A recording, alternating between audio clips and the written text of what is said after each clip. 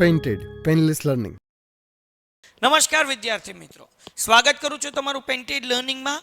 આ વિડીયોની અંદર બોર્ડની બ્લુપ્રિન્ટ 2024 પ્રમાણે બધા વિભાગના દાખલા ગણેલા છે અને બધાય દાખલા તમે જો મારી સાથે ગણશો તો તમને આખું અકાઉન્ટ રિવિઝન પણ થઈ જશે. તો બુક અને પેન લઈને બેઠો અને પહેલી વખત ચેનલમાં આવ્યા હોય તો ચેનલ સબસ્ક્રાઈબ કરો અને વિડીયો લાઈક કરો. તો ચાલો આપણે શરૂઆત કરીએ છીએ દાખલા ગણવાની. વિભાગ ઈની અંદર બે પ્રવેશના, એક નિવૃત્તિ, બે શેરના દાખલા છે. આ દાખલા નંબર 42 છે, જે આપણી પાઠ્યપુસ્તકની અંદર દાખલા નંબર કેટલામો છે? 13મો, જે ઓલરેડી આપણે ગણી ચૂક્યા છીએ. તો ચાલો એ વિડીયો ફરીથી હું તમને અહીંયા મૂકી દઉં છું. આ છે દાખલાનો વિડીયો. દાખલામાં શું કીધું? એ અને બી ભાગીદારી પેઢી 4:1ના પ્રમાણનું નફો નુકસાન વહેતા ભાગીદાર છે, તેમના પેઢીનું પાકું સરવાળું નીચે પ્રમાણે છે. આપણને હવાલા આપ્યા છે. ઉપરની તારીખે સી ને નવા ભાગીદાર તરીકે નીચેની શરતે પ્રવેશ આપ્યો. નવું નફા નુકસાન પ્રમાણ 3:1 રાખવાનું નક્કી કર્યું. હવે વિદ્યાર્થી મિત્રો, દાખલાની શરૂઆત હંમેશા મૂડી અથવા તો ચાલુ આપણને આપી હોય, એના ખાતાની બાકી આપી હોય એ લખવાથી કરવાની.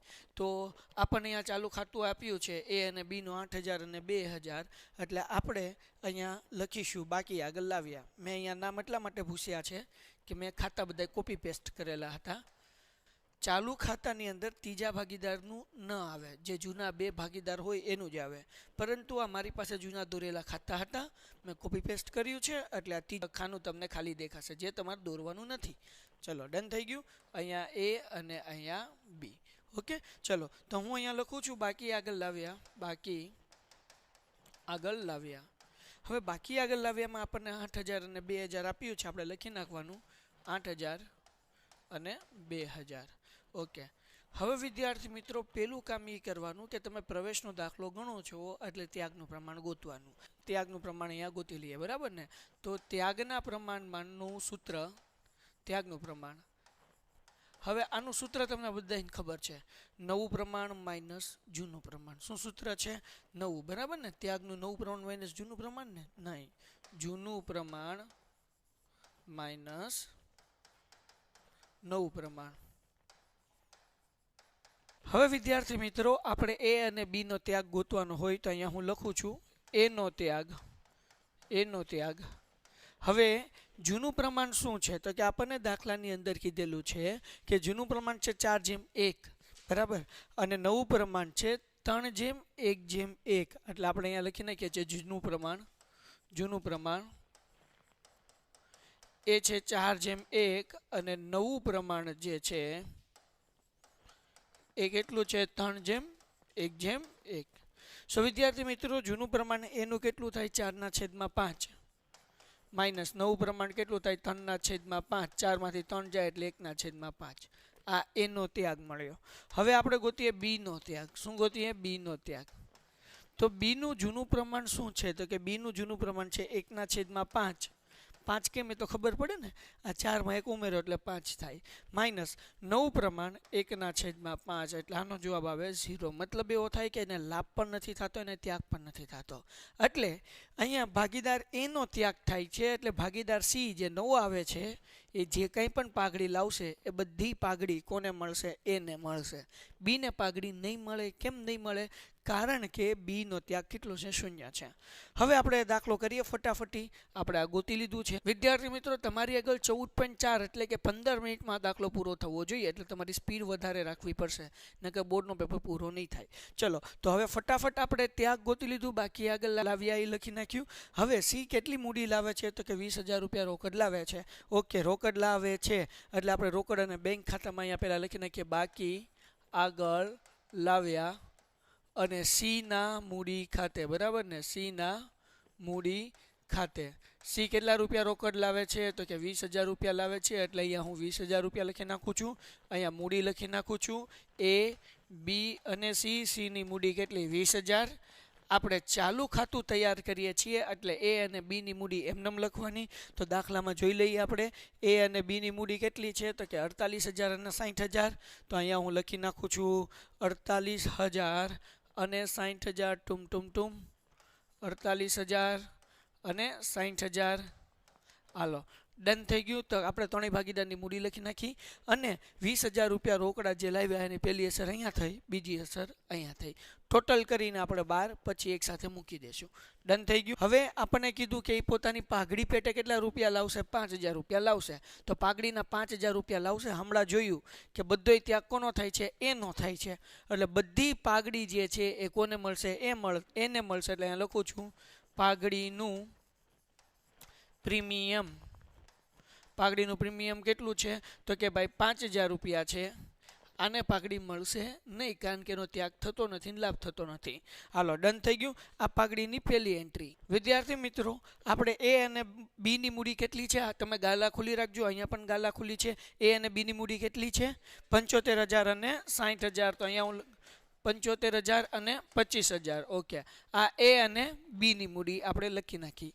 તો ભાઈ સી જે મૂડી લાવે છે, પહેલી અસર અહીંયા થઈ, બીજી અસર અહીંયા થઈ. પછી દાખલામાં આપણને શું કીધું કે પાઘડી પેટે કેટલા રૂપિયા લાવે છે? 5,000 રૂપિયા લાવે છે. બધી પાઘડી કોને મળશે? એને મળશે. એટલા માટે મેં અહીંયા લખ્યું પાઘડીનું પ્રીમિયમ 5,000 રૂપિયા. પહેલી એન્ટ્રી થઈ. બીજી એન્ટ્રી એ પાઘડીના પૈસા રોકડમાં લાવશે, એટલે રોકડ ખાતામાં ઉધાર બાજુ. એટલે અહીંયા હું લખી નાખું પાઘડીનું પ્રીમિયમ કેટલા રૂપિયા? તો કે 5,000 રૂપિયા. હાલો, ડન થઈ ગયું. આ 5,000 રૂપિયા. હવે હવાલો હજી આગળ વાંચીએ. પેલો હવાલામાં આપણને એમ કીધું મૂડી તરીકે 20,000 રૂપિયા લાવે છે, 5,000 રૂપિયા પાઘડી લાવે છે. અને આગળ શું કીધું ભાઈ? તો કે અડધી રકમ જૂના ભાગીદારો તરત જ ઉપાડી જાય છે. અડધી રકમ એટલે તો કે પાઘડીના મળ્યા 5,000, અડધી રકમ ઉપાડી જાય. એટલે અહીંયા લખી નાખીએ. શું લખીએ? રોકડ ખાતે. આપણે શું લખીએ છીએ અહીંયા? રોકડ ખાતે. અડધા તો 5,000 ના અડધા 2,500 થાય. એ ઉપાડી જાય છે એટલે અહીંયા લખું 2,500 રૂપિયા.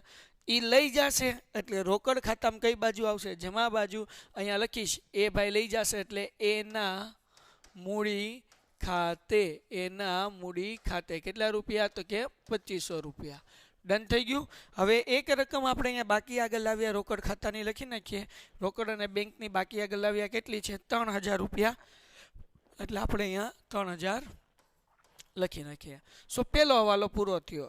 20,000 મૂડી લાવે, મૂડીની બે અસર કરી. પહેલી અહીંયા, બીજી અહીંયા. 5,000 રૂપિયા પાઘડી લાવે, પાઘડી અહીંયા રોકડમાં લખી, અહીંયા જમા બાજુ એમાં લખી, કારણ કે એને પાઘડી મળે. 50% ભાગીદાર ઉપાડી જાય એટલે 5,000 ના 50% 2,500 અહીંયા લખ્યા અને 2,500 અહીંયા લખ્યા. ડન. તો આ પહેલા હવાલાની અસર હતી. બીજું શું કીધું? જમીન મકાનની કિંમતમાં 10% વધારો કરવો, કરી નાખીએ. અને સાથે ફર્નિચર અને સ્ટોકની કિંમતમાં 5% ઘટાડો. તો જમીન મકાન છે 35,000નું અને ફર્નિચર છે 30,000નું. બરાબર ને? હાલો, તો એ બંને વસ્તુ મિલકત લેણા બાજુ આવે. એટલે અહીંયા હું લખું છું જમીન મકાન. આપણને કીધું કે ભાઈ એની કિંમતમાં 10% વધારો કરવો. 35,000 ના 10% કરો એટલે 3500 થાય. 35,000 વત્તા 3500. તો 35,000 માં 3 નાખો એટલે 38,000 ને એમાં 500 ઉમેરો એટલે કેટલા થાય? 38,500 થાય. હવે ફર્નિચરની કિંમતમાં આપણને 5% ઘટાડો કરવાનું કીધું. તો ફર્નિચર આપણને આપ્યું છે 30,000 રૂપિયાનું. ફર્નિચર આપણને કેટલાનું આપ્યું છે? 30,000નું. એના 5% થાય 1,500 રૂપિયા.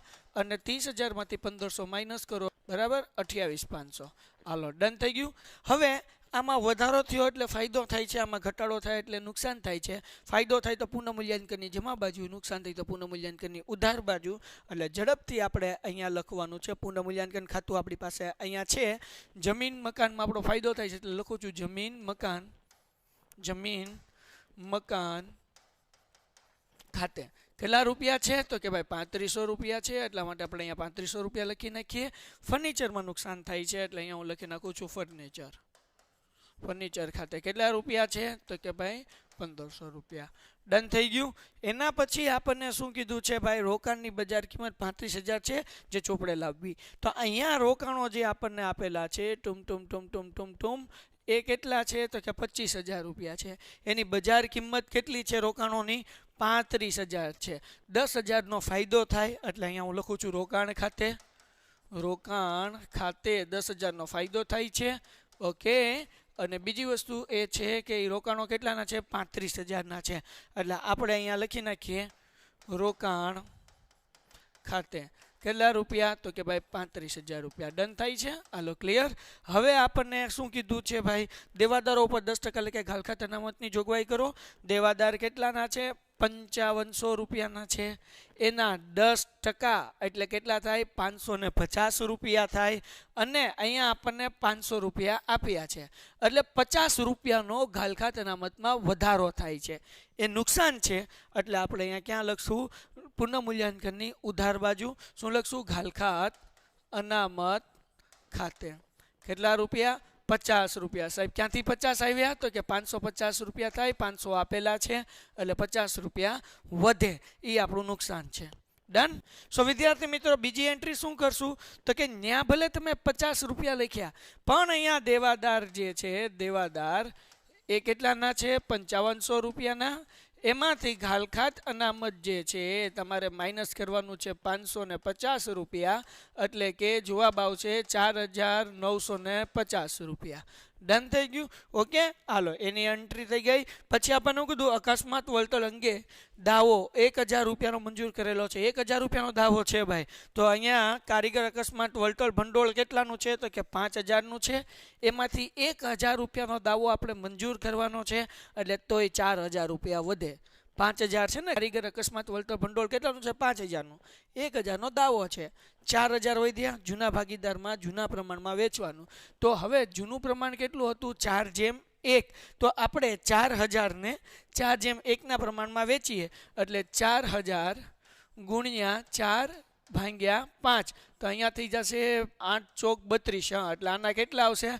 3200 આવશે. એટલે એક ભાઈને ₹3200 મળશે અને બીજા ભાઈને ₹800 મળશે કારીગર અકસ્માત ભંડોળ. બરાબર. ₹1000 આપણે દાવો મંજૂર કર્યો છે, એટલે આપણે અહીંયા લખવું પડશે મૂડી દેવા બાજુ કારીગર અકસ્માત વળતર દાવો કેટલાનો છે? ₹1000. ખ્યાલ આવી ગયો? આનો ટોટલ કરશો એટલે આપણને મળશે 1,20,000, જે આપણે કરી લઈએ. ડન. ઓકે. પેન્ટેડ એપ્લિકેશન ધોરણ 6 થી 12ના વિદ્યાર્થીઓ માટે અપડેટ થઈ ચૂકી છે. આ એપ્લિકેશનમાં શું છે? બધા જ વિષયના વિડીયોઝ છે. ગુજરાતની બેસ્ટ ફેકલ્ટી દ્વારા લાઈવ લેક્ચર્સ છે. આઈએમપી પ્રશ્ન છે, ટેસ્ટ સિરીઝ છે, અને ગુજરાતના તમામ વિદ્યાર્થીઓ સાથે તમે તમારી કમ્પેરિઝન કરી શકો છો. ગેમિફિકેશન છે અને બીજું ઘણું બધું. તો તમે એપ્લિકેશન ડાઉનલોડ ન કરી હોય તો ડિસ્ક્રિપ્શનમાં લિંક આપી છે. હમણાં જ પ્લે સ્ટોર ઉપર જાઓ અને એપ્લિકેશન ડાઉનલોડ કરો. ઘરે બેઠીને સરસ મજાનું ગુજરાતની જોરદાર ફેકલ્ટી સાથે ભણો, સારા માર્ક્સે પાસ થાઓ. એના પછીનો હવાલો આપણે વ્યા જઈએ. બેંક ચાર્જીસ ₹450 ચૂકવેલ છે, જેની નોંધ કરવાની બાકી છે. ₹450 બેંક ચાર્જીસ ચૂકવેલ છે, આપણું નુકસાન છે. ચાર્જ છે એટલે તો પુનઃમૂલ્યાંકનની કઈ બાજુ આવે? ઉધાર બાજુ આવે. એટલે અહીંયા લખું છું બેંક ચાર્જીસ. બરાબર. કેટલા છે? ₹450. આપણે રોકડ અને બેંક ખાતું બનાવેલું છે, એમાં કઈ બાજુ લખશું? જમા બાજુ. એટલે અહીંયા લખીશ, કારણ કે આપણે ગલી પૈસા જાય એટલે જમા બાજુ. Bank charges. બરાબર ને? બેંક ચાર્જીસ કેટલા રૂપિયા છે? તો કે ₹450. હવે વિદ્યાર્થી મિત્રો, એના પછી હું કીધું જરૂરી ખાતા તૈયાર કરી પ્રવેશ બાદનું પાકું સરવૈયું તૈયાર કરો. આપણે હવાલા નાખી દીધા, ફટાફટ રકમ ગોઠવી નાખીએ. આપણે ભાગીદારની મૂડી પણ લખી નાખીશ, ચાલુ ખાતું પણ લખી નાખ્યું છે, કારીગર વળતર અનામત જે છે એ પણ વેચી દીધું છે.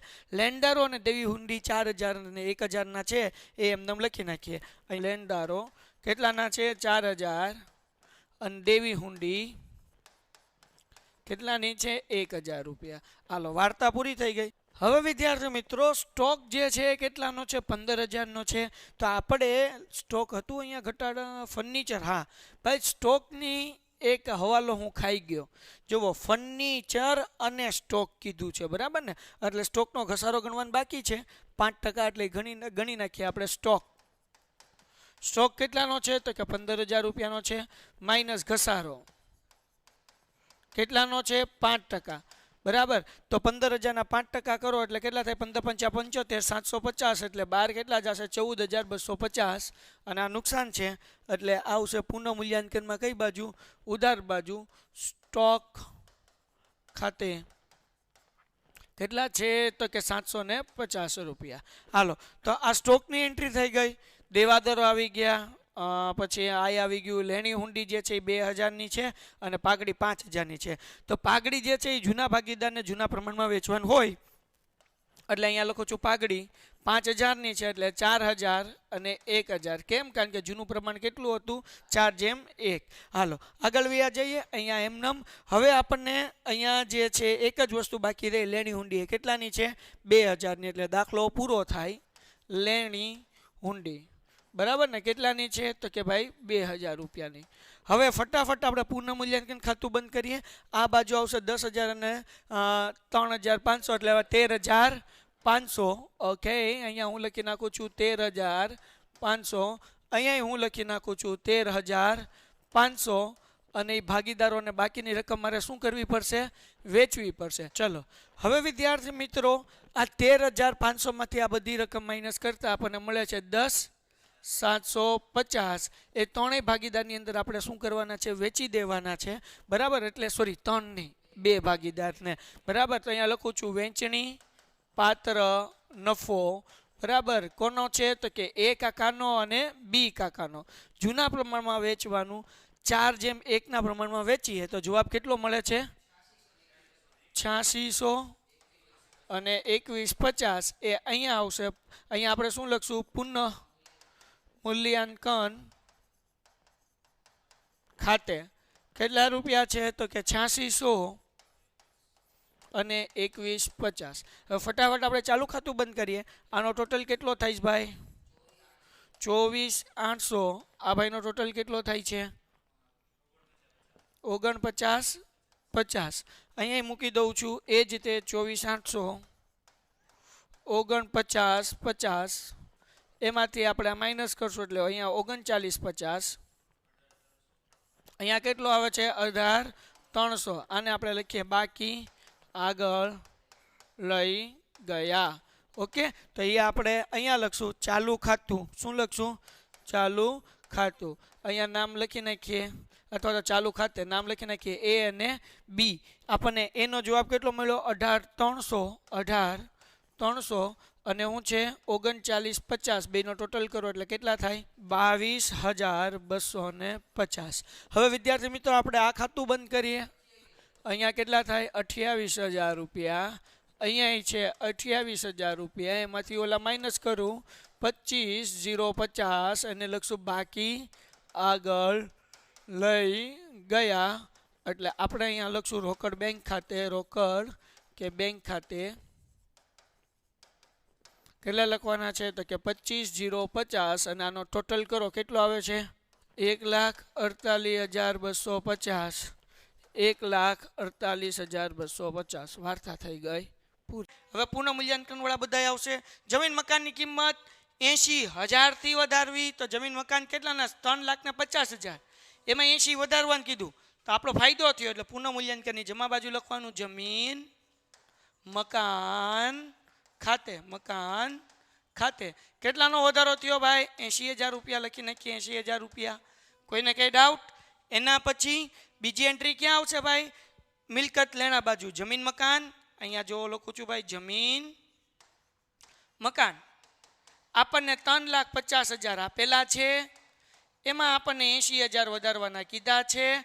એટલે 3,50,000 માં 50 નાખો એટલે 4 લાખ ને એમાં 30 નાખો એટલે 4,30,000 રૂપિયા થાય છે ને ભાઈ? 4,30,000 રૂપિયા. ઓકે, આ બીજો હવાલો પૂરો.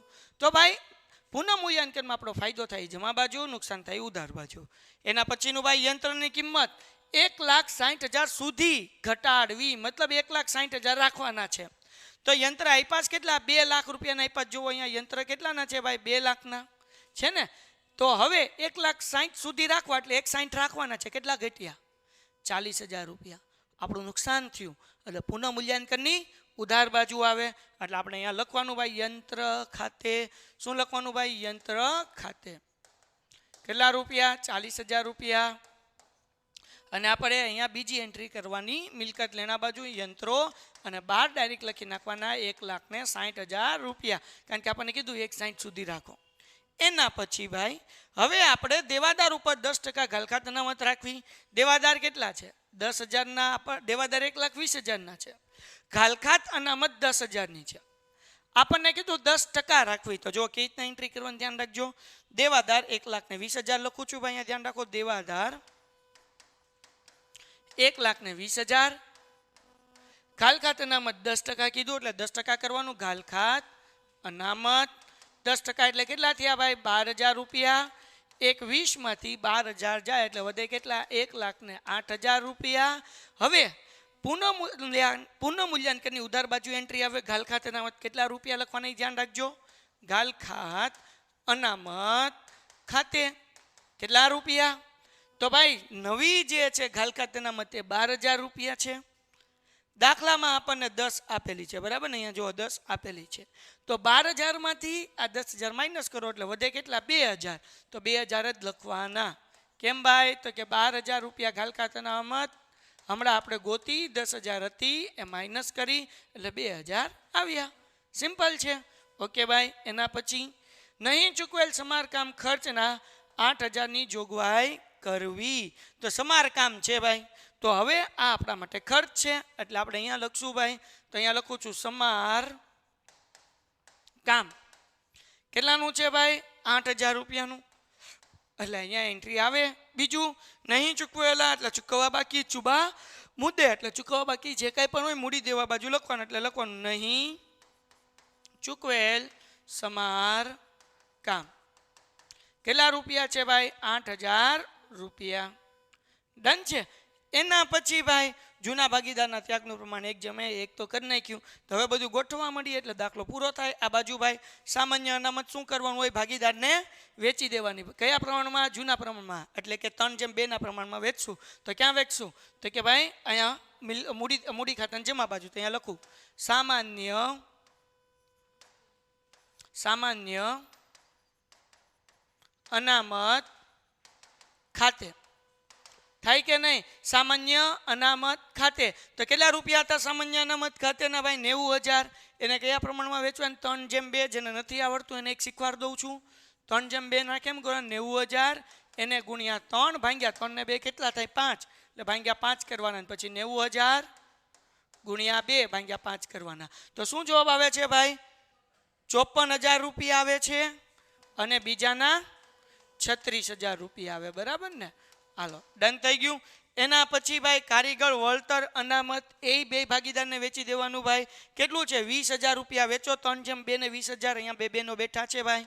કારીગર વળતર અનામત, એક મિનિટ હો, વળતર અનામત ખાતે કેટલા રૂપિયા આવે છે ભાઈ? 12,000 અને 8,000 રૂપિયા. એના પછી ભાઈ શું છે ભાઈ? રોકાણ અનામત એ બે ભાગીદારને વેચી દેવાનું. અહીંયા વેચી દઈએ ભાઈ રોકાણ અનામત. કેટલા રૂપિયા છે રોકાણ અનામત ભાઈ? 10,000. એને 3:2 ના પ્રમાણમાં વેચો એટલે 6,000 રૂપિયા અને 4,000 રૂપિયા.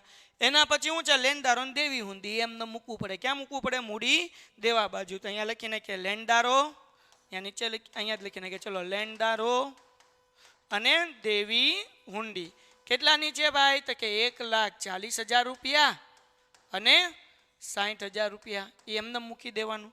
હવે આ બાજુ આવી જઈએ ભાઈ પાઘડી. તો જૂના ભાગીદારને જૂના પ્રમાણમાં મૂડી ખાતાનું ઉધાર બાજુ વેચવાનું હોય. કેટલાની છે? 1,00,000 રૂપિયા.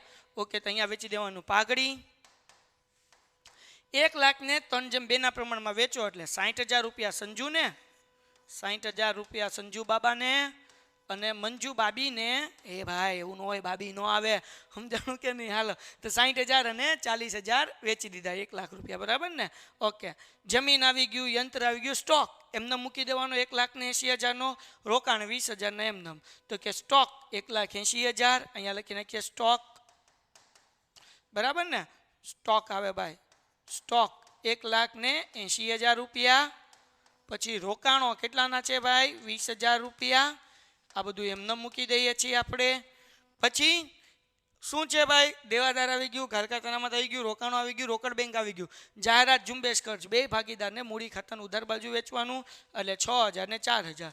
તો અહીંયા લખીએ ભાઈ જાહેરાત ઝુંબેશ ખર્ચ એ વેચીએ 3:2 ના પ્રમાણમાં એટલે 6,000 અને 4,000.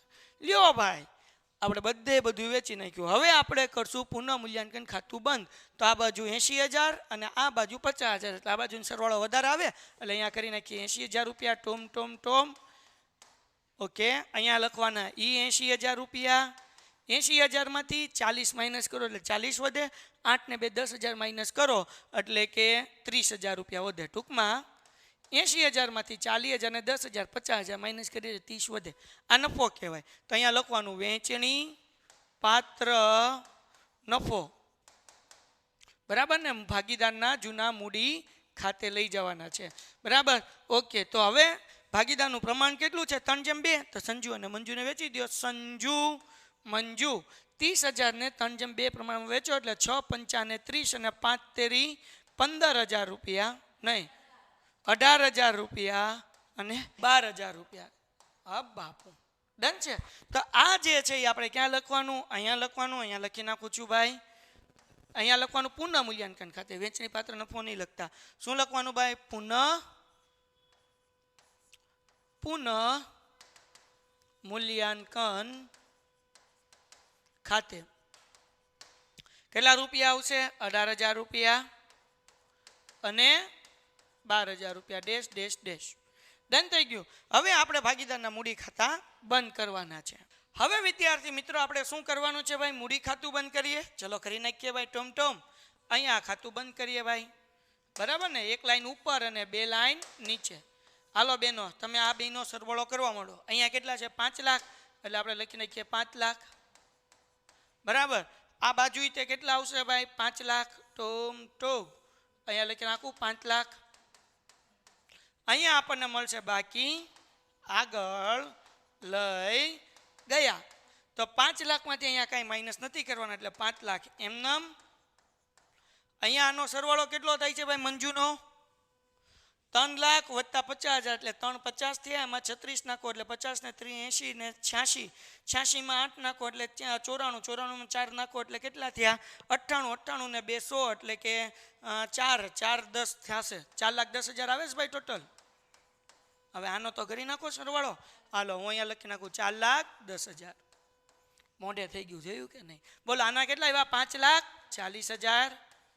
અને આનો સરવાળો કેટલો આવ્યો? 5,40,000. તો 4,10,000માંથી 44 માઇનસ કરી નાખીએ. કેટલા વચ્ચે ભાઈ? જો 4,10,000માંથી 40,000 અને 4,000 એટલે ટોટલ 44 માઇનસ કરો. કેટલા આવે છે ભાઈ? 3,66,000 રૂપિયા. હવે અહીંયા 5,40,000માંથી 66,000 માઇનસ કરવાના છે. કેટલા વધ્યા ભાઈ? 4,74,000 રૂપિયા. શું કર્યું? તો કે આ 5,40,000માંથી 66,000 માઇનસ કર્યા. આ જે રકમ મળી છે આપણને એ આપણે ક્યાં લખશું? મૂડી ખાતાની મૂડી દેવા બાજુ લખશું અહીંયા, બરાબર ને. મૂડી સંજુ, પછી શું હતું ભાઈ? મંજુ, પછી શું હતું? રાજુ. ઓકે, સંજુ મંજુ અને રાજુ. તો સંજુના કેટલા રૂપિયા મળ્યા ભાઈ? 4,74, 3,66. અહીંયા લખી નાખીએ 4,74,000. પછી શું હતું ભાઈ? 3,66,000 અને ઓલા ભાઈના 5 લાખ રૂપિયા. કરો સરવાળો. હાલો ભાઈ આનો સરવાળો કેટલો થાય? 13,40,000 રૂપિયા. ડન છે. હવે એક આ બંધ કરવાનું રહ્યું ભાઈ. અહીંયા જે છે 50,000 ને 5 લાખ એટલે 5 ને 1 6,50,000 રૂપિયા. અહીંયા કરી નાખીએ 6,50,000 રૂપિયા. એ 6,50,000 રૂપિયા અહીંયા લખીએ. અને આ બાજુ કાંઈ છે નહીં એટલે બાદ બાકી નહીં થાય એટલે બાકી આગળ લઈ ગયા. એમાં કેટલા? 6,50,000 બાકી આગળ લઈ ગયા. કેટલા રૂપિયા ભાઈ? તો કે 6,50,000 રૂપિયા. અને એની બીજી એન્ટ્રી ક્યાં કરી નાખીએ? અહીંયા લખી નાખીએ રોકડ બેંક અને અહીંયા લખી નાખીએ 6,50,000.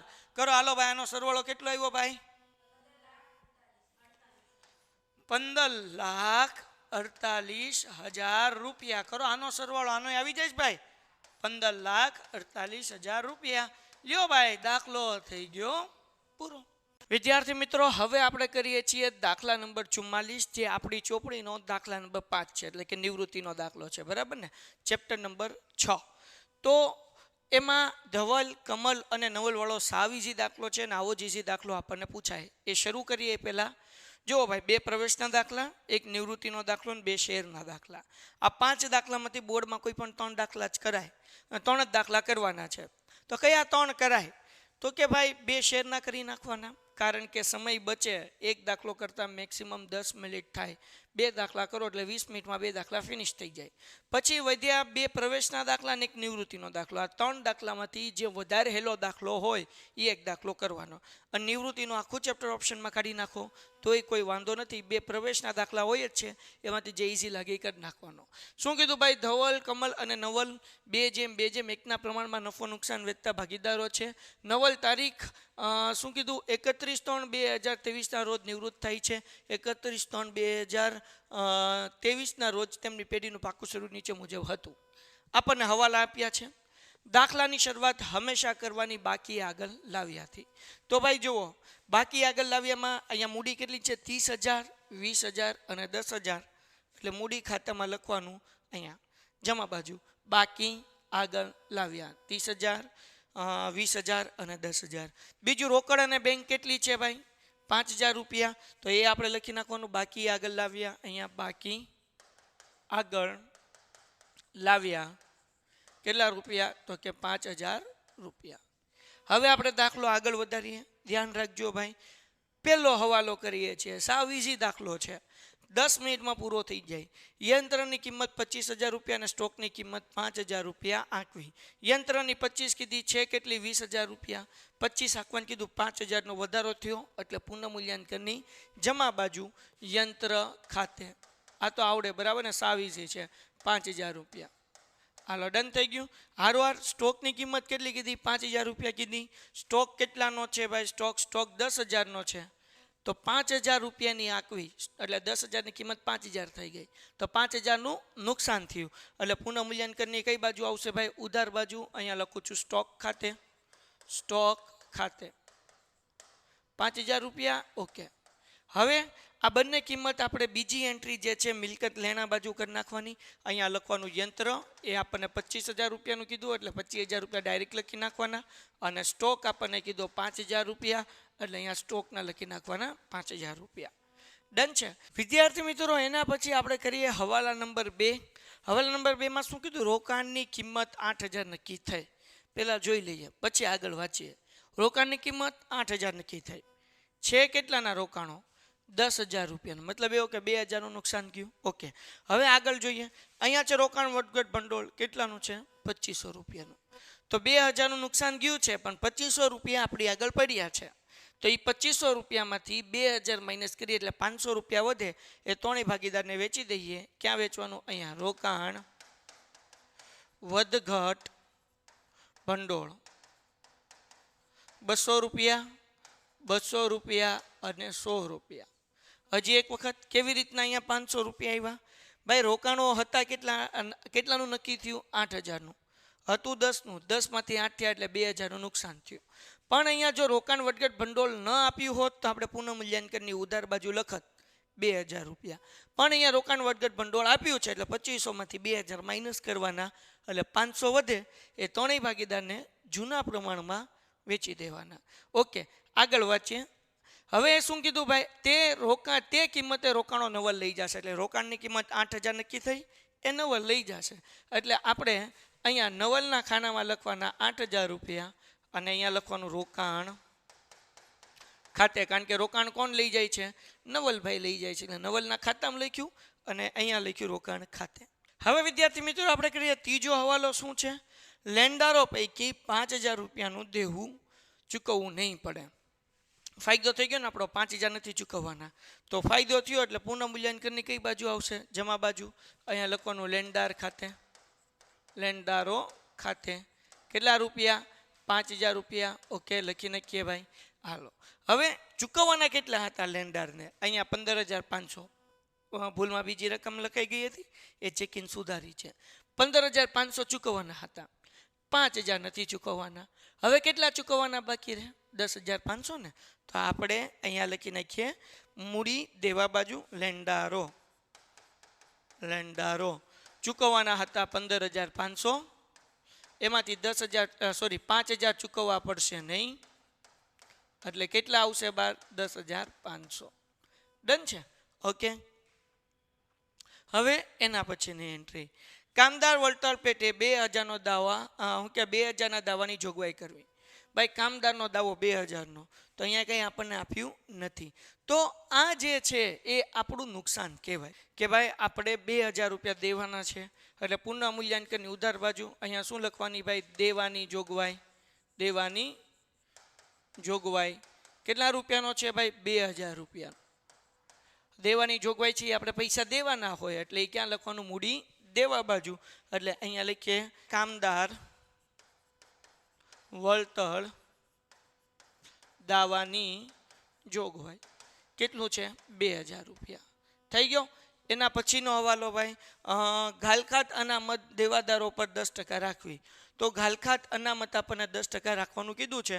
તો દેવાદારો કેટલો છે? તો કે 30,000 રૂપિયાના. એના 10% આપણે રાખવાની છે. તો આપણે અહીંયા લખી નાખીએ ભાઈ, દેવાદાર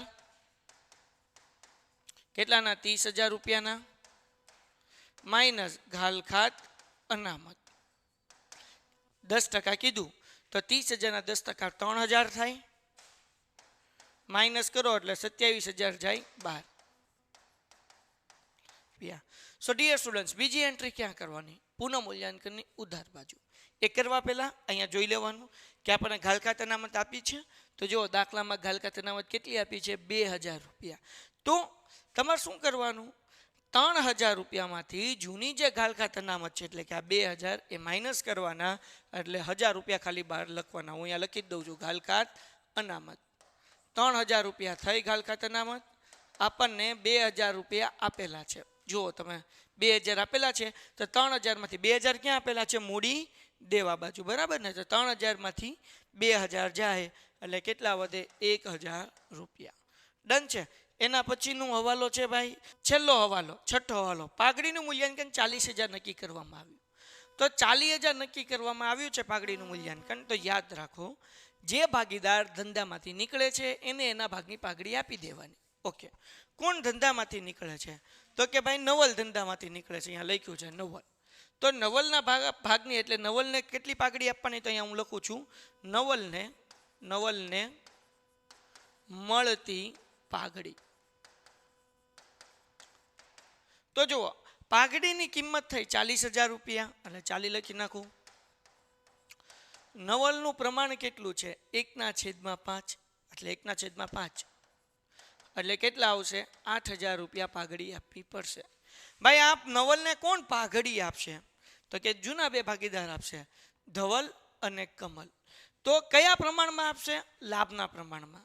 હવે દાખલાના હવાલા જોઈ લો, ક્યાંય પણ આપણને નવું પ્રમાણ નથી આપ્યું કે કોણ કેટલો ત્યાગ કરે છે કે કોને કેટલો લાભ મળે છે, કાંઈ કીધું નથી. તો યાદ રાખો, જ્યારે કાંઈ ચોખવટ ન હોય ત્યારે લાભનું પ્રમાણ એ જૂનું જ પ્રમાણ. જૂનું પ્રમાણ બે ભાગીદારોનું કેટલું છે? જુઓ, 2:2. બરાબર ને? એક જે છે એ તોલન છે એ નીકળી ગયું એટલે 2:2 કહેવાય. તો હવે ધ્યાન રાખજો, તો અહીંયા જે છે 2:2 છે એટલે શું થઈ ગયું? 1:1. 2 1 2 એટલે મેં કેટલું લખ્યું? 1:1. તો હવે જે છે આપણે અહીંયા લખશું ધવલને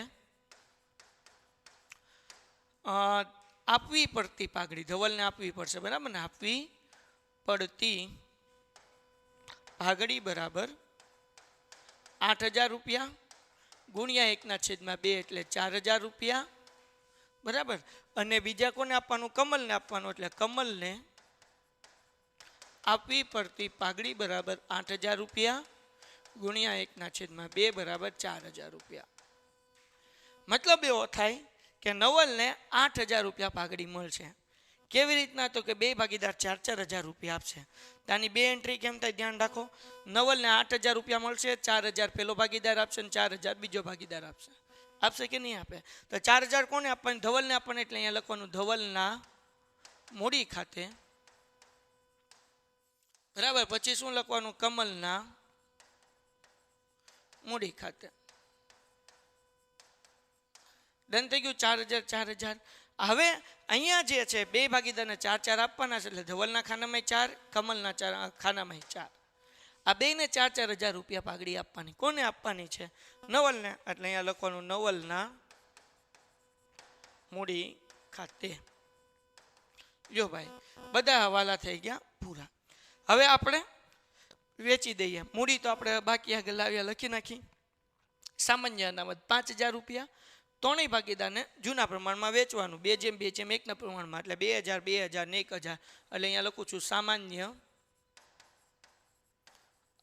અનામત ખાતે કેટલા રૂપિયા 2000 રૂપિયા 2000 રૂપિયા અને 1000 રૂપિયા ડન છે 5000 રૂપિયાને આપણે જૂના પ્રમાણમાં વેચ્યા પછી રોકાણ વધઘટ ભંડોળ આવી ગયું લેન્ડરો આવી ગયું અને ગાલ ખાતે અનામતી આવી ગઈ આ બાજુ પાઘડી આપવાની છે ત્રણેય ભાગીદારને મૂડી ખાતાની ઉધાર બાજુ હાલો તો અહીંયા લખી નાખીએ પાઘડી કેટલી હતી 10000 રૂપિયા કયા પ્રમાણમાં વેચવાની 2:2:1 એટલે કેટલા રૂપિયા થશે 4000 4000 અને 2000 બરાબર ને 4 ને 4 8 ને 2 10000 થઈ ગયા હાલો એના પછી ભાઈ યંત્રો આવી ગયા રોકાણો આવી ગયા દેવાદારો આવી ગયા સ્ટોક આવી ગયું રોકડ બેંક પણ આવી ગઈ હવે આપણે ખાતું બંધ કરવાનું તો સૌથી પહેલાં કઈ બાજુ બંધ કરવાનું તો જે બાજુનો સરવાળો વધારે હોય એ બાજુ હવે વિદ્યાર્થી મિત્રો આપણે પુનઃ મૂલ્યાંકન ખાતું બંધ કરીએ તો પુનઃ મૂલ્યાંકન ખાતું બંધ કરવા માટે 5 ને 5 કેટલા 10000 સરવાળો આ બાજુ વધારે છે એટલા માટે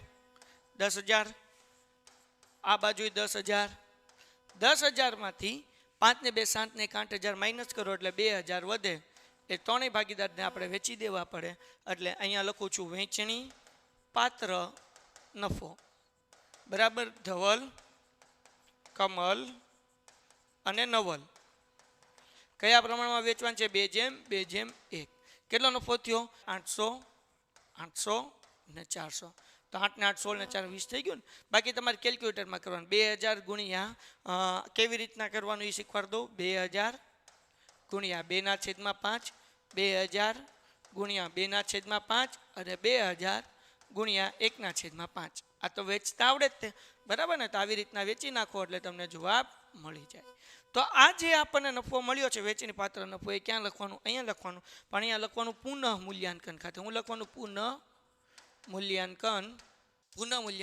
ખાતે બરાબર કાઉન્સમાં નફો લખો તો લખી શકાય કેટલું છે ભાઈ 800 800 ને 400 800 800 અને 400 સૌથી પહેલાં આપણે હવે જે છે એ નવલનું બંધ કરીશું અહીંયા 8000 ભૂલમાં લખાઈ ગયું હાલો 800 સૌથી પહેલાં જ્યારે નિવૃત્તિનો દાખલો હોય ત્યારે જે ભાગીદાર નિવૃત્ત થતો હોય એનું ખાતું બંધ કરવાનું એટલે આપણે અહીંયા બંધ કોનું કરશું ભાઈ નવલનું કરશું બરાબર ને તો નવલનો સરવાળો કેટલો થાય એ આપણે જોઈ લઈએ 10 ને 4 14 14 ને 4 18 18 અને 1 આવડા 19 400 ને 500 એટલે 19500 તમારે કેલ્ક્યુલેટરનો ઉપયોગ કરવાનો મારી જેમ કરવા નહીં જવાનું ને લોચા પડી જાય 19500 માંથી 8 ને 2 10000 માઇનસ કરો એટલે કેટલા આવે 9500 એ લખી નાખવાની નવલની લોન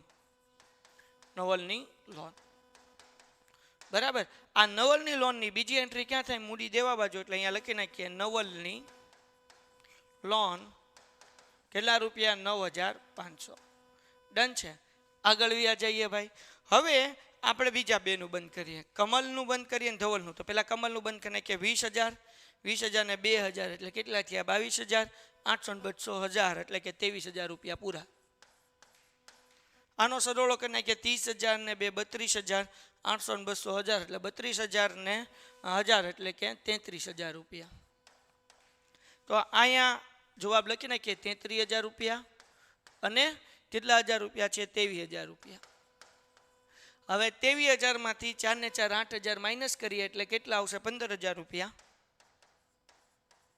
અને 33000 માંથી 8000 માઇનસ કરીએ એટલે કેટલો આવશે 25000 રૂપિયા એ આને નીચે લખવાનું 15000 રૂપિયા અને 25000 રૂપિયા અહીંયા હું લખવાનું બાકી આગળ લઈ ગયા આ બંને એન્ટ્રી જે છે ક્યાં લખી નાખવાની અહીંયા લખી નાખવાની એટલે આપણે લખશું ધવલ અને કમલ પેલા ધવલ જ છે ને ભાઈ જોઈ લેવાનું ધવલ અને કમલ કેટલા આવ્યા 25000 અને 15000 એટલે 25 ને 15 કેટલા થયા 30 ને 10 કેટલા થઈ ગયા 40000 રૂપિયા હવે અહીંયા એક પણ એન્ટ્રી નથી એટલે આ રોકડ ખાતું ન બનાવો તો પણ ચાલે પણ બનાવી નાખ્યું હોય તો અહીંયા ટોટલ કરી નાખવાનો 5000 રૂપિયા અને અહીંયા લખી નાખવાનું બાકી આગળ લઈ ગયા એના કેટલા 5000 ન બનાવ્યું હોય તો ચાલે જો બનાવી નાખ્યું હોય તો આવી રીતના બંધ કરી નાખવાનું એટલે રોકડ બેંકમાં આવશે 5000 રૂપિયા હવે આપણે આનો ટોટલ કરી નાખીએ તો 40 ને 10 50 ને 10 60 ને 2 62,000 રૂપિયા, અને આનો સરવાળો કરી નાખીએ એટલે કેટલો થાય 62,000 રૂપિયા. લ્યો ભાઈ, કેમ 25 ને 5 30, 30 ને 5 35, 35 ને 25 કેટલા થાય તો કે 60 ને 2 62. ડન છે. તો આવી રીતે આપણો અહીંયા દાખલો પૂરો થાય છે. વિદ્યાર્થી મિત્રો, હવે કરીએ છીએ આપણે 45મો દાખલો, ને આ દાખલો આપણે ગણેલો છે અને આ દાખલાનો આ છે વિડીયો. સ્વાધ્યાયનો દાખલો કેટલો? સ્વાધ્યાયનો દાખલો છે 16મો દાખલો છે ને આ, એટલે કોઈને આગળ જોવું હોય તો જોઈ શકે. દાખલા નંબર કેટલામાં છે? 16મો સ્વાધ્યાયનો. આપણને કીધું કે 10 રૂપિયાનો એક એવા 8 લાખ ઇક્વિટી શેર દીઠ 30ના પ્રીમિયમથી બહાર પાડ્યા. શેર દીઠ કેટલાના પ્રીમિયમ? 30ના પ્રીમિયમથી બહાર પાડ્યા, જેના પર નીચે મુજબ રકમ ચૂકવવાની હતી. તો અરજી વખતે કેટલા હતા? 13, પણ એમાં 10 રૂપિયા પ્રીમિયમ છે. મંજૂરી વખતે 23, 20 રૂપિયા પ્રીમિયમ છે. આખરી હપ્તાના 4 રૂપિયા. બરાબર. કંપનીને 8 લાખ શેરની અરજી મળી હતી. જેટલા બહાર પાડ્યા એટલાની અરજી મળી. એટલું વાંચ્યા પછી સૌથી પહેલું કામ એ કરવાનું કે અરજીની એન્ટ્રી કરી નાખવાની. લાંબી કંઈ માથાકૂટ કરવાની નહીં. 8 લાખ શેરની આપણને શું મળી છે? અરજી મળી છે. મતલબ એવો થાય કે બેંકમાં પૈસા આવશે. બરાબર. 8 લાખ શેરના અરજી વખતે કેટલા મંગાવેલા છે? 13 રૂપિયા. એટલે આપણે અહીંયા કરવાનું બેંક ખાતે ઉધાર. તારીખ બારીખ કીધી છે? તો તારીખ નથી કીધી તો આમને લખવાનું. હાલો, બેંક ખાતે ઉધાર. હાલો બોલો, બેંક ખાતે કરો ઉધાર. કેટલા રૂપિયા લખવાના? તો કે શેર કેટલા છે? 8 લાખ. અને અરજી વખતે મંગાવ્યા છે કેટલા? 13,000. તો 8 લાખ ગુણ્યા 13,000 કરો એટલે કેટલા આવે? 1,04,00,000 રૂપિયા. બાપુ કરોડોમાં રકમ જાય હો ભાઈ. હાલો, ક્લિયર થઈ ગયું. અને આ પૈસા કેના છે? અરજીના. એટલે તે ઇક્વિટી શેર અરજી ખાતે વાર્તા થઈ ગઈ પૂરી. કેટલા રૂપિયા લખવાના? તો કે એઝ ઇટ ઇઝ 1,04,00,000 રૂપિયા. ક્લિયર થઈ ગયું? હા કે ના? હવે આપણે બીજી એન્ટ્રી, આ જે જમા કર્યું એને શું કરી નાખવાનું? ઉધાર કરી નાખવાનું. એટલે સેકન્ડ એન્ટ્રી શું આવશે ભાઈ? ઇક્વિટી શેર અરજી ખાતે ઉધાર. ઓકે. કેટલા રૂપિયા? તો કે ભાઈ 1,04,00,000 રૂપિયા. આગળ વ્યા જઈએ. પછી આના બે ભાગ પડે. 13 રૂપિયામાંથી 10 રૂપિયા શું હતા? પ્રીમિયમ હતા. અને 3 રૂપિયા કેના હતા? અરજીના હતા. બરાબર ને? તો અહીંયા લખવાનું તે શેર મૂડી ખાતે 3 રૂપિયા લખવાના. તે ઇક્વિટી શેર મૂડી ખાતે 13 માંથી કેટલા રૂપિયા? 3 રૂપિયા. શેર કેટલા? 8 લાખ રૂપિયા. તો 8 તેરીને 24. એટલે અહીંયા કેટલા રૂપિયા આવે? 24 લાખ રૂપિયા. હાલો, કોઈને કઈ ડાઉટ? ઓકે, આગળ વ્યા જઈએ. 24 લાખ રૂપિયા થઈ ગયા ને? હાલો આગળ. પછી આપણને શું કીધું? પ્રીમિયમ હતું. તે જામીનગીરી પ્રીમિયમ ખાતે કેટલા રૂપિયા? તો કે પ્રીમિયમ હતું 10 રૂપિયા ગુણ્યા 8 લાખ. તો અહીંયા કેટલા થયા? 80 લાખ રૂપિયા થયા. કેટલા રૂપિયા થયા? 80 લાખ રૂપિયા. ટૂમ. તો આ અરજીની એન્ટ્રી થઈ ગઈ. હવે રકમ આગળ વાંચવાની, કારણ કે આમાં ઘણી વખત લોચા હોય. આપણને શું કીધું? વિપુલ કે જેના 1500 શેર મંજૂર કરવામાં આવ્યા હતા તેને મંજૂરીની રકમ ચૂકવી ન હતી. એટલે હું અહીંયા ચોકડી મારું છું. એનો મતલબ શું થાય? કે મંજૂરીના પૈસા મળ્યા નથી. આગળ વ્યા જાય. તેથી તેના શેર મંજૂરી બાદ કંપનીએ જપ્ત કર્યા. મંજૂરી બાદ જ શું કરી નાખ્યા? જપ્ત કરી નાખ્યા. આ દાખલાનું ધ્યાન રાખજો. ડન. પછી આપણને શું કીધું? કંપનીએ આખરી હપ્તા મંગાવ્યા પહેલા જપ્ત કરેલા આ 1500 શેર દીઠ 5 રૂપિયા લેખે ફરીથી બહાર પાડ્યા. 5 રૂપિયામાં ફરીથી શું કરી દીધા? બહાર પાડી દીધા. ઓકે. તો આપણે પહેલા હવે મંજૂરીનો વહીવટ કરી નાખીએ. બરાબર ને? તો પહેલા તો પૈસા બધાયના મંગાવવાના, 8 લાખ શેરના. તો હવે આપણી એન્ટ્રી શું થાય? ત્રીજી, ઇક્વિટી શેર મંજૂરી ખાતે. હાલો, ઉધાર કેટલા ભાઈ? તો કે ભાઈ કેટલા રૂપિયા છે મંજૂરી વખતે? અહીંયા જોઈ શકો છો 23, જેમાં 20 રૂપિયા શું છે? પ્રીમિયમ. એટલે અહીંયા તો પહેલા આપણે 23 ગુણ્યા 8 લાખ કરવાના ને? હાલો કરો. 23 ગુણ્યા 8 લાખ કેટલા આવે જવાબ? 1,84,00,000. ટૂમ. ડન થઈ ગયું? હાલો, ક્લિયર. એકમ દશક 100, હજાર, 10,000, લાખ, 10 લાખ, કરોડ. ઓકે. 1,84,00,000. તે ઇક્વિટી શેર મૂડી ખાતે. તો એમાં કેટલા રૂપિયા લખવાના? તો કે 23 માંથી 3 રૂપિયા છે મંજૂરીના. એટલે 8 તેરીને 24 લાખ રૂપિયા આવશે. હા કે ના?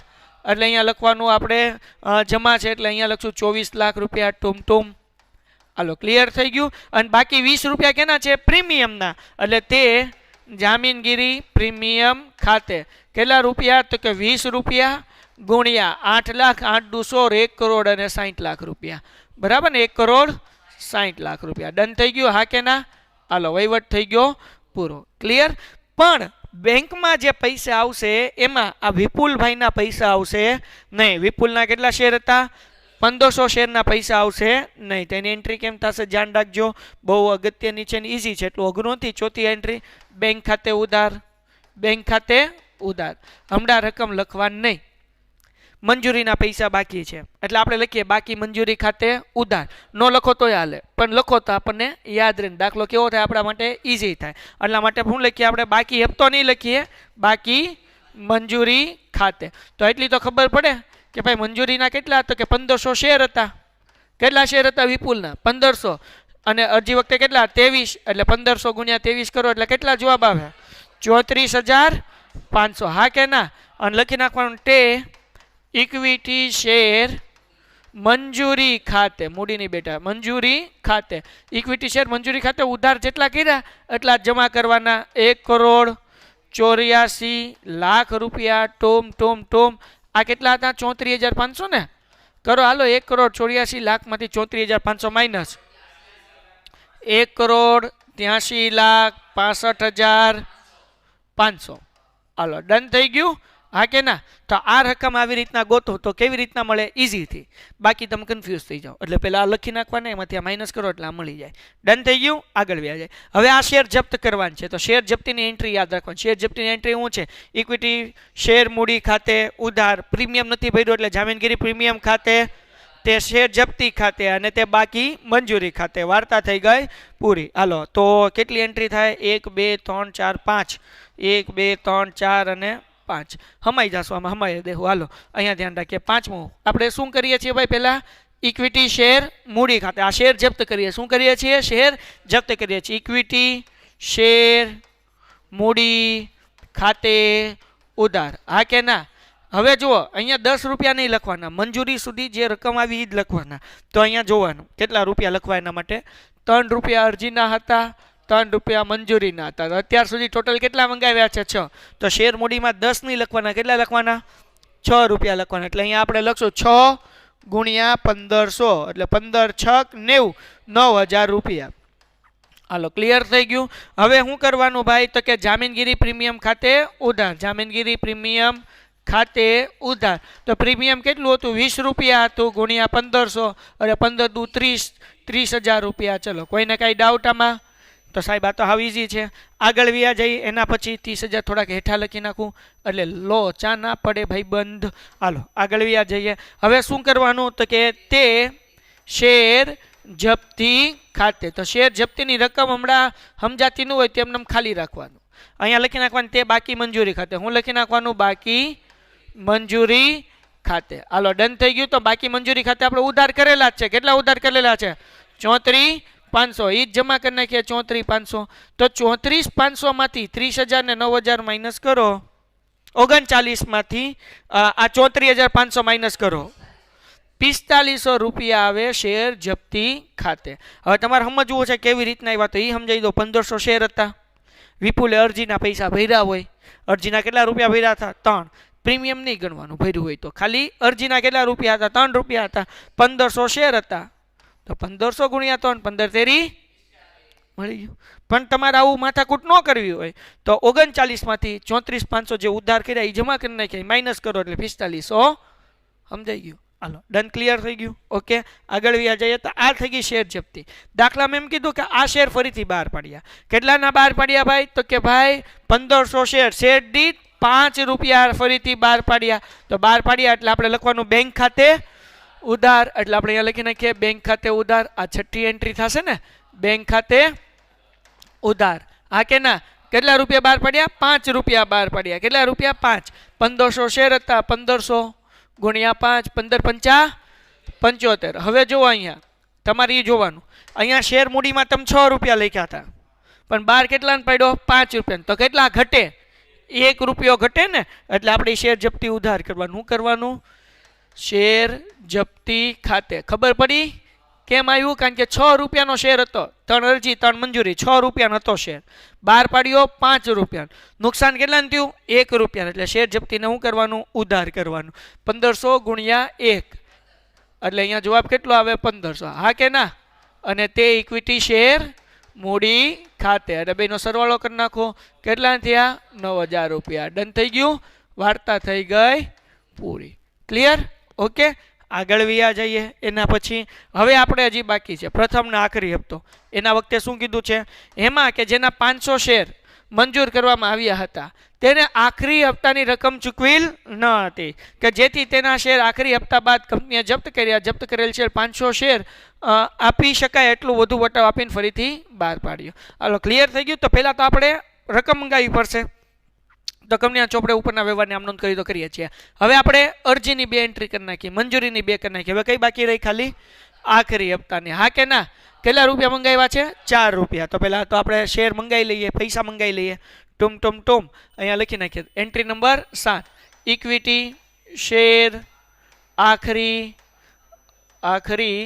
હપ્તા ખાતે. બધાયના પૈસા મંગાવવા પડશે ને. 8 લાખ ગુણ્યા 4 એટલે 8 ચોક 32 લાખ રૂપિયા ઉધાર થાય. હા કે ના? ડૂમ ડૂમ ડૂમ ડૂમ ડૂમ.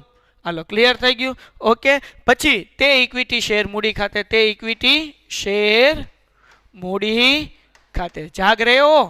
ઓકે, કેટલા રૂપિયા? તો કે 32 લાખ રૂપિયા. આ આપણે પૈસા મંગાવી નાખ્યા.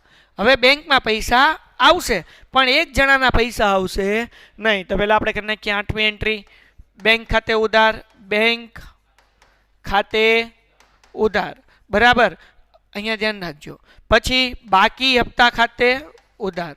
બાકી હપ્તા ખાતે ઉધાર. એ ખબર છે કેટલા પૈસા બાકી છે. બેંકના પૈસા આપણને ખબર નથી. કેટલા શેર બાકી છે? 500 શેરના 4 રૂપિયા લેખે આપણને મળવાના છે નહીં. એટલે 500 ગુણ્યા 4 કરીને કે 5 ચોક 20, 2,000 રૂપિયા નહીં મળે. હા કે ના? અને તે ઇક્વિટી શેર મંજૂરી નહીં, આખરી હપ્તા ખાતે. તે ઇક્વિટી શેર આખરી હપ્તા ખાતે ટોટલ કેટલા રૂપિયા મંગાવ્યા હતા? 32 લાખ. એમાંથી 2,000 આપણને મળશે. 32માંથી 2,000 માઇનસ કરી નાખો. 31,98,000 મળી ગઈ આ રકમ. ડન? યસ. 7મી એ છેલ્લે મૂડી એ શેર જપ્તી 2 છેલ્લે સૌથી છેલ્લી એન્ટ્રી કરવાની, બેની એક સાથે મૂડી અનામત. ઓકે, હાલો આગળ આવી ગયા. આ આપણે શેર આખરી હપ્તાના પૈસા આવ્યા. હવે આના શેર આપણે શું કરવાના છે? જપ્ત કરવાના છે. તો જપ્ત કરતી વખતે 9મી એન્ટ્રી, ઇક્વિટી શેર મૂડી ખાતે. તો હવે તો પૂરેપૂરા 10 રૂપિયા લખવાના. ઓલા આપણે 6 હુલા લખ્યા હતા કારણ કે મંજૂરી પછી જપ્ત કરતા હતા. એટલે 3 6 આખરી હપ્તા પાસે એટલે 10 રૂપિયા આપણે મંગાવી લીધા પછી જપ્ત કરીએ છીએ. એટલે 10 ગુણ્યા કેટલા? 500 એટલે કેટલા શેર? 5,000. હાલો, ક્લિયર થઈ ગયું. અહીંયા જામીનગીરી પ્રીમિયમ ઉધાર નહીં આવે કારણ કે ઓલા તો મંજૂરીના પ્રીમિયમના પૈસા નહોતા ભર્યા એટલે પ્રીમિયમ ઉધાર આવ્યું હતું. આખરી હપ્તા વખતે તો પ્રીમિયમ હતું જ નહીં, તો અહીંયા પ્રીમિયમ આવે નહીં. હવે અહીંયા શું આવશે? તે શું કરવાનું? શેર જપ્તી ખાતે. તો આની રકમ આપણને ખબર નથી એટલે હમણાં બાકી રાખવાની. તે આખરી હપ્તા ખાતે. આખરી હપ્તાના આપણને રકમ ખબર છે. બાકી હપ્તા કેટલા છે? શેર બાકી હપ્તાના 2,000 રૂપિયા. તો અહીંયા હું લખી નાખું 2,000 રૂપિયા. 5માંથી 2 માઇનસ કરો તો શેર જપ્તીમાં કેટલા આવ્યા? 3,000. સિમ્પલ છે. તો પડે કે નહીં? નાના છોકરાને ખબર પડે. આ શેર જપ્ત કરી નાખ્યા. હવે આપણને કીધું આપી શકાય એટલો વટાવ આપીને ફરીથી શેર બહાર પાડ્યા. શું કીધું? આપી શકાય એટલો વટાવ. તો હવે બહુ ઇઝી શીખવાડું. જ્યારે આવું કે ને ત્યારે છેલ્લી એન્ટ્રી 10મી, બેંક ખાતે ઉધાર કરવાનું. શું કરવાનું? બેંક ખાતે ઉધાર. શેર જપ્તી ખાતે ઉધાર. જાગોશ બધાય? ખાતે ઉધાર. અને તે ઇક્વિટી શેર મૂડી ખાતે. તો હવે જ્યારે આપી શકાય એટલો વટાવ કે અને બહુ બુદ્ધિ ન હલતી હોય તો એટલું કરવાનું. અહીંયા ઇક્વિટી શેર મૂડીમાં ઉધાર કેટલા કર્યા હતા? 5,000. તો અહીંયા 5,000 જમામ ઠોકી દેવાના. ડૂમ. શેર જપ્તીમાં અહીંયા કેટલા હતા? 3,000. અહીંયા ઉધાર મૂકી દેવાના 3,000 રૂપિયા. બરાબર? એલા હું આમ થોડોક આમ વિયો ગયો. અહીંયા 3,000. વિદ્યાર્થી મિત્રો હાલ છે ને? અને આપણે આમ ડૂમ ડૂમ ડૂમ ડૂમ ડૂમ. હાલો, ક્લિયર થઈ ગયું. હજી એક વખત મૂડીના 5,000 ઉધાર હતા, જમા કરી નાખે. આ જમા હતા, ઉધાર કરી નાખ્યું. તો બેંકમાં કેટલા આવશે? 5માંથી 3 ગયા એટલે 2,000 રૂપિયા. વાર્તા થઈ ગઈ પૂરી. જ્યારે આપી શકે એટલો વટાવ કે કાંઈ બુદ્ધિ નો હાલે. ભાઈ આપી શકે એટલો વટાવ કેટલો? કાંઈ નહીં કરવાનું. ઉધાર હોય જમા કરવાના. આ શેર જપ્તીના જે જમા છે એ ઉધાર 5માંથી માઇનસ કરી નાખો. તમને કેટલા 12 પડશે? તો કે ભાઈ 2000 રૂપિયામાં 12%. એટલે એક શેરની કિંમત કેટલી થઈ તમારે સમજવી હોય તો કેટલા રૂપિયા થયા? 6 રૂપિયા, 4 રૂપિયા થયા. શેરના પૈસા કેટલા થયા? કેમ તો કે ભાઈ અરજીના પૈસા મળ્યા હતા, મંજૂરીના 6 રૂપિયા મળ્યા હતા. 6 રૂપિયા આપણે શું આપી દીધા? એને વટાવ આપી દીધો. 4 રૂપિયાનો શેર બહાર પાડ્યો. કેટલાનો બહાર પાડ્યો? વાર્તા થઈ ગઈ પૂરી. હવે છેલ્લી એન્ટ્રી બાકી. તો ભાઈ આ શેર જપ્તીના જમા 3000 હતા, ઉધારે 3000 થઈ ગયા, એટલે 3 માંથી 3 ગયા એટલે પૂરું થઈ ગયું. પણ અહીંયા શેર જપ્તીના કેટલા હતા? ટુમ ટુમ ટુમ કઈ ગયું ભાઈ? શેર જપ્તી ઉભા રહો ઇક્વિટી શેર જપ્તી ખાતે અહીંયા 4500 રૂપિયા હતા, બરાબર ને? અને આપણે ઉધાર કેટલા થયા? 4500 માંથી 1500. 4500 માંથી 1500 કાઢો, કેટલા વધ્યા? 3000. તો આપણે મૂડી અનામત ખાતે લઈ જાવ. આપણે છેલ્લી એન્ટ્રી શેર જપ્તી ખાતે ઉધાર લખું છું. ક્યાંથી આવ્યા? તો કે 4500 માઇનસ 1500 એટલે જવાબ કેટલો આવે? 3000 રૂપિયા. અને તે મૂડી અનામત ખાતે કેટલા રૂપિયા? 3000 રૂપિયા. દાખલો થઈ ગયો પૂરો. અને આને લઈ લઉં થોડુંક ઉપર એટલે લોચા પડે નન. દાખલો થઈ ગયો 8 માર્ક્સનો પૂરો. હવે વિદ્યાર્થી મિત્રો આપણે કરીએ છીએ દાખલા નંબર 46, જે આપણા પાઠ્યપુસ્તકનો 13મો દાખલો છે. શું કીધું છે આ દાખલામાં? નીચે આપેલ વિગત પરથી કંપનીના ચોપડે શેર જપ્તી કરવાની અને ફરીથી બહાર પાડવાની આમ નોંધ લખો. એટલે શેર જપ્તીની અને બહાર પાડવાની આમ નોંધ કરવાની. પહેલો, મંજૂરીના શેર દીઠ 14 રૂપિયા 10ના પ્રીમિયમ સાથે પ્રથમ હપ્તા અને આખરી હપ્તાના 3 રૂપિયા નહીં ભરવાથી કંપનીએ મનીષે ધારણ કરેલા 10 રૂપિયાનો એક એવા 1200 ઇક્વિટી શેર જપ્ત કર્યા. સમજજો ભાઈ, અરજી, મંજૂરી અને હપ્તો એટલું સમજવાનું. શું ભર્યું છે, શું નથી ભર્યું. આપણને એમ કીધું કે મંજૂરીના શેર દીઠ 14 રૂપિયા, જેમાં 10 રૂપિયા પ્રીમિયમ સહિત અને પ્રથમ અને આખરી હપ્તાના શેર દીઠ 3 રૂપિયા નહીં ભરતા કંપનીએ, એટલે આ 14 રૂપિયા નથી ભર્યા એમણે ભાઈને, 14 રૂપિયા નથી ભર્યા. અને બીજું હું નથી ભર્યું ભાઈ, 3 રૂપિયા નથી ભર્યા. ઓકે બરાબર. તો હવે 14 રૂપિયામાં તો શું કહેવાય કે પ્રીમિયમના 10 રૂપિયા છે, એટલે એકચ્યુઅલી મંજૂરીના 4 અને હપ્તાના 3, એટલે 4 ને 3 7 રૂપિયા ભાઈએ નથી ભર્યા. અરજીના ખાલી 3 રૂપિયા ભર્યા છે. ખાલી કેટલા રૂપિયા ભર્યા? 3. આ 3 કેમ મેળવ્યા? શેરની કિંમત 10 રૂપિયા હતી, હપ્તાના 3, મંજૂરીના 4, 10 માંથી 7 માઇનસ કરો, 3 ને 4 7, એટલે 3 રૂપિયા અરજીના મળે. મતલબ એવો થાય કે ઈ ભાઈએ 3 રૂપિયા જ ભર્યા છે. પછી કંપની શું કરી લીધા ભાઈ? એના શેર જપ્ત કરી લીધા છે. અને પછી આપણને શું કીધું? 1200 ઇક્વિટી શેર જપ્ત કર્યા અને તે બધા શેર આપી શકાય એટલો વધુમાં વધુ વટાવ આપી શેર ફરીથી બહાર પાડ્યા. બરાબર. જે કરનું એ ખરીદ્યા હતા, કાંઈ વાંધો નહીં, કોઈએ ખરીદ્યા નથી, કાંઈ મતલબ નથી. હવે શેર જપ્તીની એન્ટ્રી કેમ થાય? શેર જપ્તીની એન્ટ્રીમાં હંમેશા યાદ રાખો, ઇક્વિટી શેર મૂડી ખાતે ઉધાર. શેરના કેટલા રૂપિયા અત્યાર સુધી ટોટલ મંગાવ્યા છે? તો કે આખરી હપ્તા પછી જપ્ત કરીએ છીએ, એટલે કુલ 10 રૂપિયા મંગાવ્યા હોય એને ગુણ્યા કેટલા શેર જપ્ત થયા છે? 1200, એટલે એને ગુણ્યા 1200. એટલે ઇક્વિટી શેર મૂડી ખાતે ઉધાર, શેરની કિંમત 10 રૂપિયા, 1200 શેર જપ્ત કર્યા એટલે 12000 રૂપિયા. પ્રીમિયમ ન ભર્યું હોય તો ઉધાર કરવાનું, ભર્યું હોય તો કંઈ વાંધો નથી. તો અહીંયા પ્રીમિયમ ભર્યું નથી મંજૂરી વખતે, બરાબર ને? કેટલા રૂપિયા પ્રીમિયમ હતું? તો કે 10 રૂપિયા પ્રીમિયમ હતું. તો આપણે ઉધાર કરવું પડે કે ભાઈ જામીનગીરી પ્રીમિયમ ખાતે ઉધાર, તો 1200 ગુણ્યા 10 એટલે કેટલા રૂપિયા થાય? અગેન 12000 રૂપિયા, બરાબર ને? હાલો, ક્લિયર થઈ ગયું. પછી તે ઇક્વિટી શેર જપ્તી ખાતે, હવે એ આપણને ખબર નથી શેર જપ્તીમાં કઈ રકમ છે, કાંઈ ચિંતા ન કરો. તે બાકી હપ્તા ખાતે. હવે કેટલા રૂપિયા બાકી સમજો ભાઈ. જો એના પાસે 14 રૂપિયા મંજૂરીના અને 3 રૂપિયા હપ્તાના, એટલે 14 ને 3 17 રૂપિયા બાકી છે. એટલે આપણે અહીંયા લખવાનું 17 ગુણ્યા 1200. 17 કેવી રીતના આવ્યા? 14 રૂપિયા મંજૂરીના બાકી છે, 3 રૂપિયા હપ્તાના બાકી, ટોટલ 17 રૂપિયા આપણે એની આગળથી બાકી છે, એટલે 17 ગુણ્યા 1200, બરાબર ને? કારણ કે 1200 શેર છે. તો આપણે કરીએ ભાઈ 1200 ગુણ્યા 17, અલાદીનનો ચિરાગ બહાર આવી જા. 1200 ગુણ્યા 17 એટલે 12 કેટલો જવાબ આવશે? 20400. હવે 12 ને 12 24 થાય કે નહીં? 24000. 24000 માંથી 20700 માઇનસ કરો, એટલે માઇનસ હું 24000 કરું, 1 2 3, એટલે જવાબ કેટલો આવે? 3600 રૂપિયા આવે.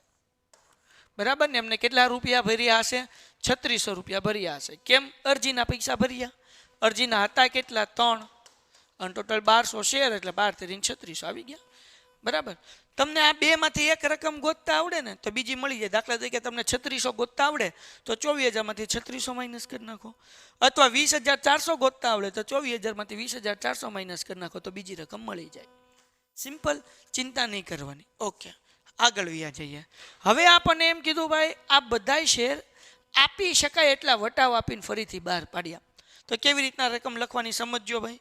આપણે ઇક્વિટી શેર મૂડીમાં કેટલા ઉધાર કર્યા હતા? 12000. તો 12000 જમા કરી નાખવાના. આપી શકાય એટલો વટાવ કે એટલે જેટલા શેર જપ્તીમાં જમા હોય એટલા શેર જપ્તીમાં ઉધાર કરી નાખવાના. સમજાઈ ગયું કે નહીં? હવે 12000 માંથી 3600 રૂપિયા માઇનસ કરો તો 12 માંથી 3 જાય એટલે 9 ને એમાંથી 6 જાય એટલે 8400. તોય કરી નાખીએ, આપણે રિસ્ક નથી લેવું. બરાબર ને, 8400. બરાબર. ઓકે, તો હવે અહીંયા આ દાખલો પેલો પૂરો થઈ ગયો. બેંક ખાતે ઉધાર, તે શેર જપ્તી ખાતે ઉધાર, તે ઇક્વિટી શેર મૂડી ખાતે. આ ફરીથી બહાર પાડવાની એન્ટ્રી છે. કેવી રીતના ગોત્યા? શેર મૂડીમાં 12000 ઉધાર હતા એ જમા કરી નાખ્યા. 1200 શેર ફરીથી બહાર પાડીએ. શેરની કિંમત કેટલી હતી? 10 રૂપિયા એટલે 1200 × 10 એટલે 12000 રૂપિયા. પછી આપી શકાય એટલો વટાવ કે એટલે જેટલા શેર જપ્તીમાં જમા હોય એટલા ઉધાર કરી નાખવાના. 1200 માંથી 3600 માઇનસ કર્યા એટલે 8400 બેંકમાં લખવાની. લાંબી માથાકૂટ નહીં કરવાની. પહેલી દાખલો પૂરો. હવે બીજો દાખલો. અહીંયા ધ્યાન રાખજો ભાઈ, હું એને ચોરસ કરી નાખું. ટૂમ ટૂમ ટૂમ એટલે ખબર રહે કે હાળું આ જોવાનું છે. ડન છે. શું કીધું ભાઈ? રમેશે એક કંપનીમાં 10 એવા 600 ઇક્વિટી શેર ધારણ કરેલ છે. ઓકે, આગળ વ્યા જઈએ. તેણે કંપનીમાં અરજી વખતે 3 રૂપિયા અને મંજૂરી વખતે 2.5 રૂપિયા લેખે ચૂકવ્યા હતા. હવે આ બધું પાછું રફ કરી નાખવું એટલે ગડબડ ગોટનમાં મોટો ન થાય. હાલો ભાઈ, અરજીના કેટલા ચૂકવ્યા હતા? 3 રૂપિયા. મંજૂરીના 2.5 ચૂકવ્યા હતા એટલે લખો મંજૂરી. 2.5 રૂપિયા ચૂકવ્યા હતા. બરાબર. પરંતુ પ્રથમ હપ્તાના 2 રૂપિયા ભર્યા ન હતા. પ્રથમ હપ્તો નથી ભર્યો ભાઈ. પ્રથમ હપ્તો આ 2 રૂપિયા ભર્યા નથી. બરાબર. પછી હું કીધું કંપનીએ આખરી હપ્તા મંગાવ્યા પહેલા યોગ્ય કાર્યવાહી બાદ ઉપરયુક્ત શેર જપ્ત કરી. હવે જો આખરી હપ્તા પહેલા જપ્ત કરી લીધા તો અત્યાર લગી શેરની ટોટલ કિંમત કેટલી મંગાવી? 5 ને 2.5 3 અને 2.5 5.5 5.5 ને 2 7.5 રૂપિયા મંગાવ્યા છે. હજી આખરી હપ્તો મંગાવ્યો જ નથી. બરાબર.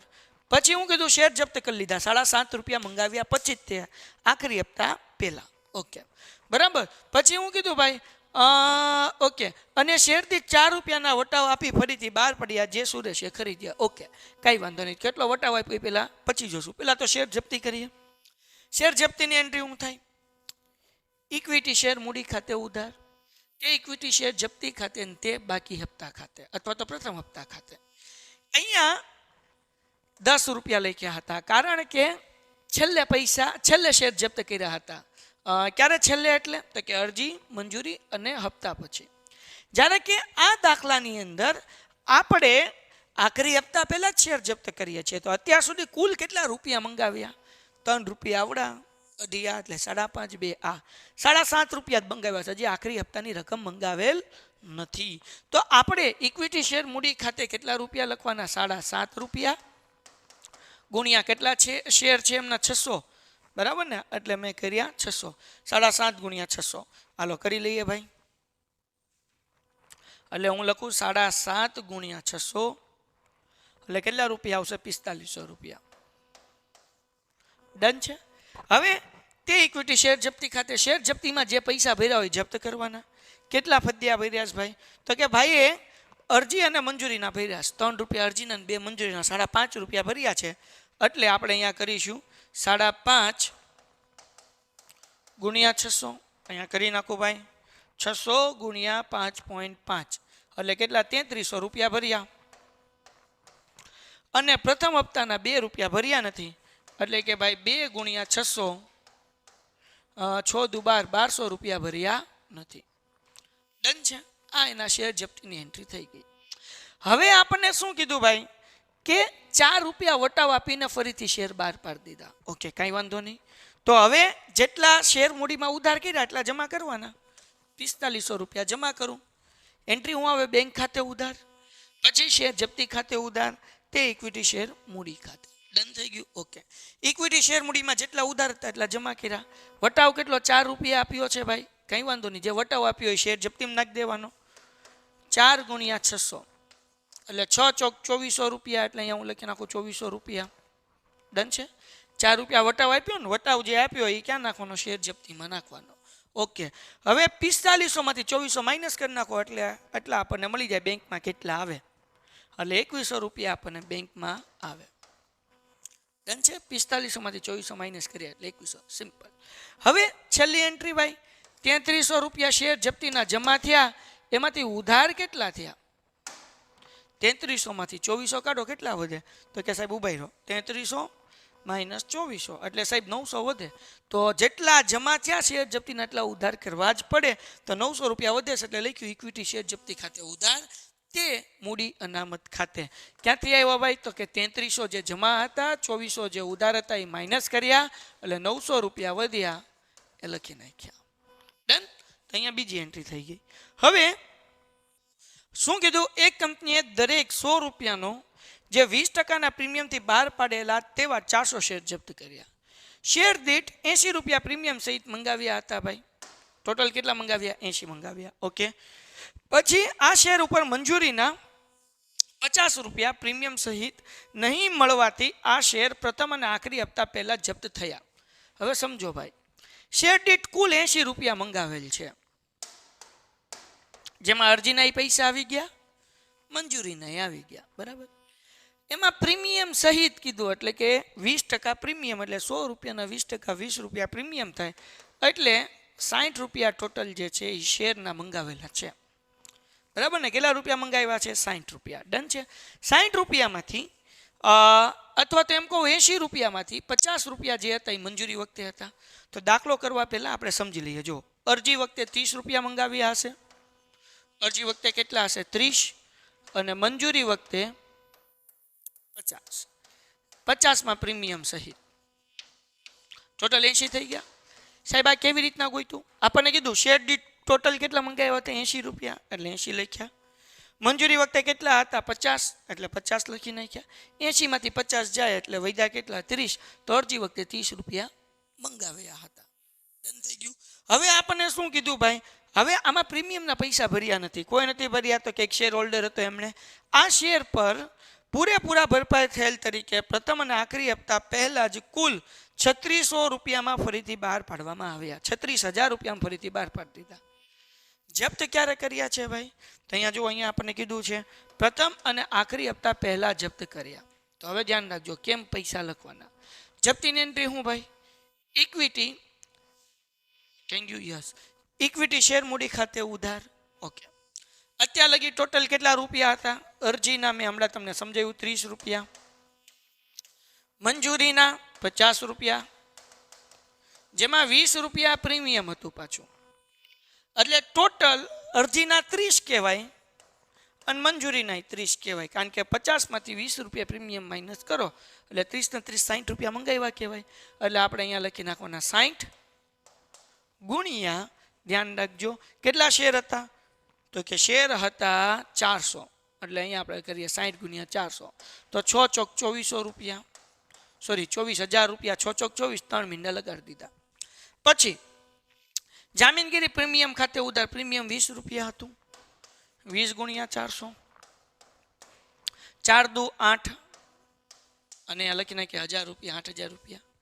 તે શેર જપ્તી ખાતે જે ભર્યા હોય જપ્ત કરવાના કેટલા ભર્યા? અરજીના 30 ભર્યા હોય, મંજૂરી નથી ભર્યા, તો મતલબ અરજીના ભર્યા છે એટલે 30 ગુણ્યા 400 તો 3 ચોખ્ખું 12 એટલે 12000 રૂપિયા. અહીંયા 8000 ઉધાર, હવે ભૂલમાં જમામ લખાઈ ગયું. તે બાકી હપ્તા ખાતે કેના બાકી? તો કે ભાઈ 50 રૂપિયા બાકી છે, મંજૂરી વખતે એમણે કંઈ ભર્યું નથી એટલે 50 ગુણ્યા 400 5 ચોક 20 એટલે 20000 રૂપિયા થઈ ગયા.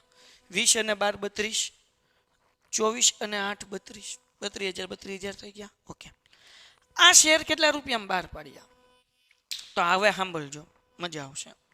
આપણને એમ કીધું છે કે આ શેર પૂરેપૂરા ભરપાઈ તરીકે પ્રથમ અને આખરી હપ્તા પહેલા 36,000 રૂપિયામાં ફરીથી બહાર પાડ્યા. પૂરેપૂરા ભરપાઈ એનો મતલબ એવો થાય કે એમાં આખરી હપ્તાના પૈસા આવી ગયા તો 36,000 રૂપિયામાં બહાર પાડ્યા. ધ્યાન રાખજો હું કેવી રીતના રકમ લખું છું. હવે અહીંયા શબ્દ ઉપયોગ કર્યો છે. આ 36,000 કીધા એટલે 36,000 લખી નાખ્યું. શેર જપ્તીમાં કેટલા રૂપિયા આવે ધ્યાન રાખજો. પૂરેપૂરા ભરપાઈ કર્યા એનો મતલબ એવો થાય કે 100 રૂપિયાનો શેર હતો અને 400 શેર હતા, એટલે કે શેર મૂડીમાં ઇક્વિટી શેર મૂડીમાં 100 ગુણ્યા 400 કરવાની. કેમ સાહેબ? પૂરેપૂરા ભરપાઈ એટલે કે પૂરેપૂરા પૈસા ગણવાના.